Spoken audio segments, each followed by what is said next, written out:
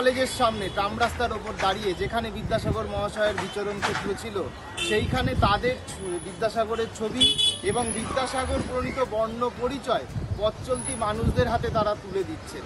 এই যে একটা বিরাট বড় ভূমিকা বরানগর হাসি খুশি ক্লাব নিয়েছেন বাংলা ভাষার প্রতি, বাঙালির প্রতি উৎসবের মধ্যে মেতে ওঠা বাঙালিকে আরেকবার জাগিয়ে তোলার জন্য, বর্ণ পরিচয়ের জন্য, বিদ্যাসাগরের জন্য, সকল বাঙালি মনীষীর জন্য, বাংলা ভাষার জন্য। দুর্গাপুজোর আনন্দের মধ্যেও বাংলা ভাষার জয় জয়কার হোক।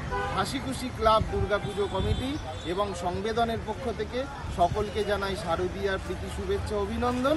তার পাশাপাশি বিদ্যাসাগর জয়ন্তীর জন্য জানাই।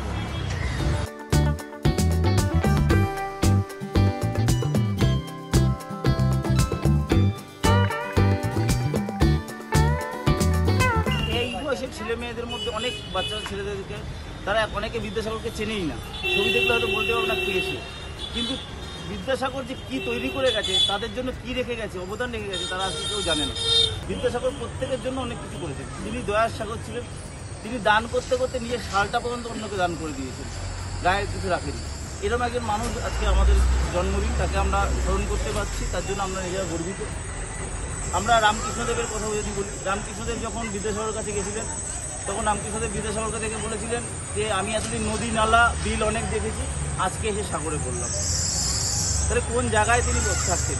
রবীন্দ্রনাথ ঠাকুর বলেছিলেন বিদ্যাসাগর সম্পর্কে যে ভগবান মানুষ গড়তে করতে কখন একটা ঈশ্বর তৈরি করে দিয়েছে। তা প্রত্যেককে বলবো আপনারা ভালো থাকুন এবং বর্ণ পরিচয় করুন, বিদ্যাসাগরকে মনে রাখুন। বিদ্যাসাগর আমাদের মনে আছে, আমাদের চলনে থাকবে, আমাদের কথায় থাকবে।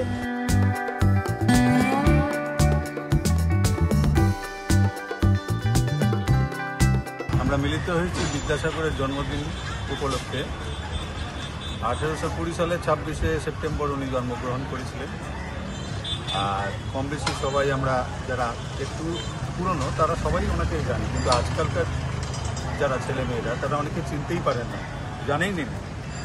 তাই তাদেরকে জানানোর জন্য আমরা পথ চলতি মানুষদের হাতে হাতে বর্ণ পরিচয়, তাদের লেখা বই, সেটা আমরা তুলে দেওয়ার চেষ্টা করছি এবং সমস্ত বাঙালি, আমাদের এই বাঙালিয়ানাকে পুনরুজ্জীবিত করার একটা চেষ্টা আমরা করছি।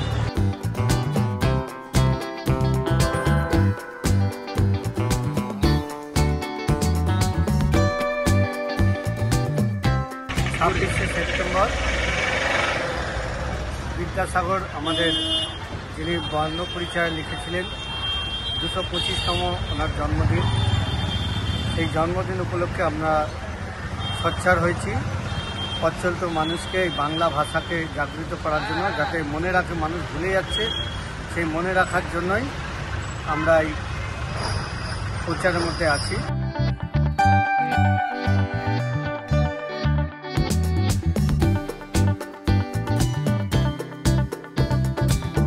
Shalini report, S news.